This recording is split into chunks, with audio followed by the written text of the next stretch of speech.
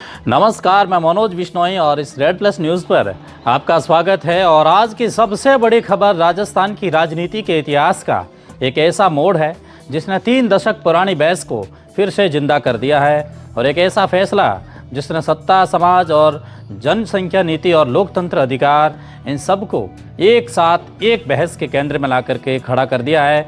क्योंकि प्रदेश की कैबिनेट ने वह प्रावधान बदल दिया है जो साल 1995 में तत्कालीन मुख्यमंत्री भैरव सिंह शेखावत के कार्यकाल में लागू हुआ था। वह प्रावधान जिसके तहत 2 से ज़्यादा बच्चों वाले व्यक्ति को पंचायत और निकाय चुनाव लड़ने से अयोग्य घोषित कर दिया गया था। और उस समय ये तर्क दिया गया था कि जनसंख्या नियंत्रण देश और प्रदेश की प्राथमिकता है, और जनप्रतिनिधि यदि स्वयं छोटे परिवार का एक उदाहरण प्रस्तुत करेंगे तो समाज में एक सकारात्मक संदेश जाएगा। और इसलिए राजस्थान पंचायती राज अधिनियम और राजस्थान नगर पालिका कानून में संशोधन कर ये शर्त जोड़ दी गई है कि 2 से अधिक संतान वाले व्यक्ति स्थानीय निकाय का चुनाव नहीं लड़ सकेंगे। लेकिन अब लगभग 30 साल बाद परिस्थितियों, सामाजिक संरचना और राजनीतिक दबाव और संवैधानिक व्याख्याओं के बदलते परिदृश्य के बीच राज्य सरकार ने उस प्रावधान हटाने का एक अहम निर्णय लिया है।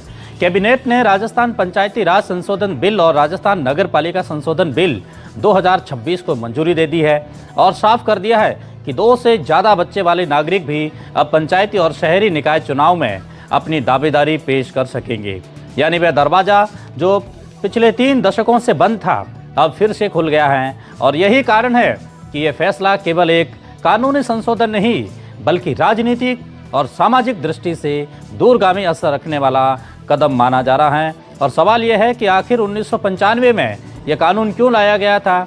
उस दौर में देश जनसंख्या विस्फोट की चुनौती से जूझ रहा था, परिवार नियोजन को लेकर जागरूकता अभियान चला रहे थे और सरकारें छोटे परिवार को आदर्श बताने की मुहिम में लगी थी। और ऐसे में यह तर्क दिया गया कि जनप्रतिनिधि यदि स्वयं 2 बच्चों की सीमा का पालन करेंगे तो समाज पर उसका एक सकारात्मक प्रभाव पड़ेगा। और यही सोच लेकर भैरव सिंह शेखावत सरकार ने ये एक प्रावधान लागू किया था। तब इसे जनसंख्या नियंत्रण की दिशा में साहसिक कदम बताया गया। लेकिन समय के साथ इस कानून पर सवाल भी उठते रहे। कई सामाजिक संगठनों ने इसे व्यक्तिगत स्वतंत्रता और लोकतांत्रिक अधिकारों से जोड़कर देखा, तो कई नेताओं ने कहा कि संतान की संख्या को चुनाव लड़ने की पात्रता से जोड़कर संविधान की भावना के अनुरूप बिल्कुल भी नहीं है। और विधानसभा में भी समय समय पर इस मुद्दे पर चर्चा हुई। भाजपा और कांग्रेस दोनों दलों के कई नेताओं ने अलग अलग समय पर 2 बच्चों की बाध्यता हटाने की मांग भी उठाई थी। यहाँ तक कि गहलोत सरकार के दौरान भी कांग्रेस विधायक हेमाराम चौधरी ने इस प्रावधान को समाप्त करने की बड़ी बातें कही थी। और अब वर्तमान सरकार ने इस मांग को विधायी रूप देकर जो कैबिनेट से एक मंजूरी भी दिला दी है। कानून मंत्री जोगाराम पटेल ने स्पष्ट किया कि दोनों संशोधन बिल इसी सत्र में पारित कराए जाएंगे। अब आप सुनिए कि जोगाराम पटेल ने क्या कहा कि इस पूरे कानून को लेकर के। राजस्थान पंचायत राज अधिनियम की धारा 19 और राजस्थान नगरपालिका अधिनियम 2009 की धारा 24 में प्रावधान थे और प्रावधान है कि जिस व्यक्ति के 2 या उससे अधिक संतान है, 2 से अधिक संतान, 2 तक तो अलग है, 2 से अधिक संतान है, वो कोई भी पंचायत राज या नगर पालिका नगर निकायों का चुनाव लड़ने के लिए अयोग्य माना जाएगा। वर्तमान में ये महसूस किया गया, आमजन की आवाज़ आई, विधि विशेषज्ञों की राय आई, आर्थिक सलाहकारों की राय आई और अन्य प्रदेशों में ये प्रावधान का अध्ययन किया गया। और जो चुनाव लड़ने वाले योग्यता रखने वाले व्यक्ति है उनकी जो आवाज़ आई, उनकी जो मांग आई, उसका परीक्षण किया गया तो पाया गया कि अब इस प्रावधान की आवश्यकता नहीं है। समाज में स्व प्रेरणा से जो जनसंख्या नियंत्रण हुआ है और जब ये कानून लाया गया तब 3.2 का रेशियो था और वर्तमान में ये मात्र 2 ही रह गया है। तो ऐसी स्थिति में सरकार ने महसूस किया कि जब समाज स्वयं ही स्व प्रेरणा से जनसंख्या नियंत्रण कर रहा है तो अब इस कानून की आवश्यकता नहीं है। इसीलिए योग्य उम्मीदवारों को मात्र इस आधार पर चुनाव लड़ने से वंचित नहीं किया जा सकता कि उनके 2 से अधिक संतान है, और इसीलिए ये प्रावधान आज लाया गया। और बिल बनने में अनेक वर्ष लगते हैं, अनेक दिन लगते हैं, समय लगता है, विधिक राय ली जाती है। इसीलिए माननीय शास्त्री जी ने कल जो बयान दिया उससे या अन्य किसी जनप्रतिनिधि ने, किसी राजनेता ने या किसी महान व्यक्ति ने बयान दिया, उससे इस बिल का कोई संबंध नहीं है। ये बिल तो लंबे समय से जो मांग की जा रही थी, आर्थिक विशेषज्ञों की मांग आ रही थी। तो आपने सुना कि जोगाराम पटेल क्या कह रहे हैं, लेकिन इस पूरे कानून के लागू होते ही 2 से अधिक बच्चों वाले व्यक्तियों पर लगी चुनावी रोक एक समाप्त हो जाएगी। उनका कहना है कि जब यह प्रावधान लागू किया गया था तब जनसंख्या नियंत्रण प्राथमिक लक्ष्य था, लेकिन अब परिस्थितियां बदल चुकी हैं। शिक्षा, स्वास्थ्य, जागरूकता और सामाजिक संरचना में बदलाव आया है और इसलिए इस शर्त को जारी रखने का औचित्य नहीं रह गया है। लेकिन क्या वास्तव में इतना ही सरल है कि यह निर्णय, या इसके पीछे कोई राजनीतिक गणित भी है? क्योंकि स्थानीय निकाय और पंचायती चुनावों में बड़ी संख्या में ऐसे संभावित उम्मीदवार हैं जो केवल 2 बच्चों की सीमा के कारण चुनावी मैदान से बाहर थे। अब उनके लिए ये रास्ता और अधिक साफ होगा और अधिक सुलभ होगा। और ये भी सच है कि भाजपा और कांग्रेस दोनों दलों में जिला स्तर पर ऐसे नेताओं की संख्या कम भी नहीं है जो 3 या उससे अधिक संतानों के कारण चुनाव नहीं लड़ पाते थे। अब उन्हें मौका मिलेगा और इससे स्थानीय राजनीति के समीकरण भी बदल सकते हैं, नए चेहरे सामने आ सकते हैं और पुराने दावेदार फिर से सक्रिय हो सकते हैं और टिकट वितरण की राजनीति में भी एक नया संतुलन बन सकता है। लेकिन कुछ आलोचक यह भी पूछ रहे हैं कि क्या ये कदम जनसंख्या नियंत्रण की नीति को कमजोर नहीं करेगा? क्या इससे वह संदेश नहीं जाएगा कि सरकारें अब परिवार नियोजन के मुद्दे पर उतनी कठोर नहीं रही है जितनी पहले होती थी? हालांकि विशेषज्ञों का यह तर्क है कि आज जनसंख्या वृद्धि दर पहले की तुलना में काफ़ी कम हो चुकी हैं। शहरीकरण और शिक्षा के विस्तार ने परिवार के आकार को स्वाभाविक रूप से सीमित कर दिया है और ऐसे कई राज्यों में ऐसे प्रावधान पहले ही हटाए जा चुके हैं और इसलिए राजस्थान का ये कदम अलग थलग नहीं बल्कि व्यापक राष्ट्रीय प्रवृत्ति का हिस्सा माना जा सकता है। लेकिन राजनीतिक रूप से ये फैसला इसलिए भी अहम है क्योंकि ये सीधे सीधे लोकतांत्रिक अधिकार से जुड़ा है। चुनाव लड़ना हर नागरिक का एक मौलिक अधिकार नहीं तो कम से कम संवैधानिक अधिकार अवश्य है और उस पर संतान संख्या के आधार पर प्रतिबंध लगाने को लेकर लंबे समय से एक बहस चली आ रही थी। हर सरकार ने इस पर अपनी अपनी प्रतिक्रिया दी थी।